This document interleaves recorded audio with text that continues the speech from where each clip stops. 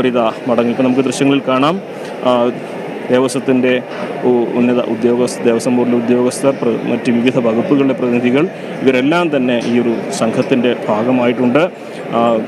അവരിതാ ADM-ഉം executive ഓഫീസറും തുടങ്ങി പോലീസിൻ്റെ പ്രതിനിധികൾ തുടങ്ങി എല്ലാ വിഭാഗങ്ങളിലെയും പ്രതിനിധികൾ ഈ ഒരു തിരുവാഭരണങ്ങൾ ഏറ്റുവാങ്ങാൻ ഇതാ യാത്രയാവുകയാണ്. അവരുടെ കഴുത്തിൽ അണിഞ്ഞിരിക്കുന്ന മാലയാണ് 18-ാം പടി കയറാൻ, അതായത് ഇരുമുടിക്കെട്ടില്ലാതെ 18-ാം പടി കയറാനുള്ള അവരുടെ അവകാശം, അല്ലെങ്കിൽ അവർക്കിതുള്ള അനുവാദം.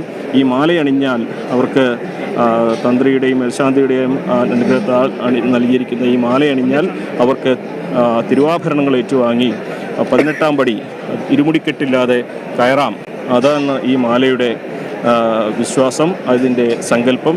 എന്നാണെങ്കിലും ഇനി ഏതാനും നിമിഷം മാത്രമാണ്, ഏതാനും ഒരു മണിക്കൂർ പോലും തികച്ചുണ്ടെന്ന് പറയാനാകില്ല.